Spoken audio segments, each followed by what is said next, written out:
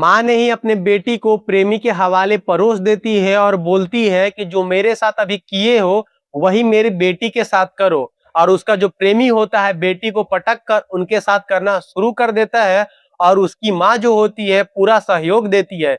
दरअसल ये घटना सामने आया है यूपी के सिद्धार्थनगर से। आइए इस पूरे मामले को विस्तार से जानते हैं। 26 जून के शाम को यूपी के सिद्धार्थनगर के एक गांव पड़ता है। उस गांव में माँ और बेटी रहा करती थी।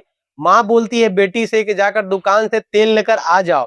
बेटी दुकान की ओर चल देती है और जो उसकी माँ होती है अपने प्रेमी को कॉल कर कर घर पे बुला लेती है और दोनों मिल रहे होते हैं अपने कमरे में। तो उनकी बेटी 2-3 मिनट के बाद वापस घर आ जाती है और कमरे का दरवाजा जैसे ही खोलती है तो माँ और उसके कथित प्रेमी के साथ में आपत्तिजनक स्थिति में देख लेती है और माँ को डराने लगती है कि यह सारा बात पिताजी को जाकर बता देंगे। उसकी माँ डर जाती है और उसका प्रेमी भी डर जाते हैं। अपने पिता से बताने का बात कर रही थी। माँ उसकी हाथ पकड़कर बेटी को और बोलती है, अपने प्रेमी से उस्काती है कि जो तुम मेरे साथ अभी किए हो वही इस बेटी के साथ करो, ताकि ये चुप रहेगी, लोगों को भी नहीं बताएगी। उस बच्ची को पकड़कर प्रेमी अपने कब्जे में ले लेता है और जो अपने प्रेमी के साथ कर रहा था वही उस बेटी के साथ करना शुरू कर देता है और पूरा सहयोग उसकी माँ देती है। ये सारा घटना होने के बाद माँ और उसके प्रेमी दोनों फरार हो जाते हैं। उनको डर लगता है कि ये बेटी अपने पिता से सारा बात बता देगी। पीड़ित बच्ची के पिताजी मुंबई रहा करते थे। उनकी बेटी जैसे ये सारा खबर देती है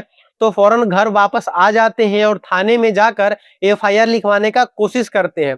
लेकिन जो थानेदार होते हैं एफआईआर लिखने से साफ मना कर देते हैं और उसके बाद बाप और बेटी कोर्ट का दरवाजा खटखटाते हैं और कोर्ट के आदेशानुसार पुलिस विभिन्न धाराओं के तहत पॉक्सो एक्ट के तहत मामला दर्ज होता है और जांच शुरू हो जाता है। आप सोच सकते हैं कि एक माँ अपने ही बेटी को अपने प्रेमी के हवाले परोस देती है जैसे कि खाना परोसा जाता है। उनके मन में जरा सा भी कुछ गलत भावना नहीं आता है और पूरा सहयोग भी करती है अपने प्रेमी को मिलवाने के लिए। इस विषय में आपका क्या विचार है कमेंट सेक्शन के अंदर से जरूर से बताइएगा और इस वीडियो को शेयर कर दीजिएगा ताकि इस लड़की को इंसाफ मिल सके और अपनी राय कमेंट सेक्शन के अंदर से जरूर से बताइएगा।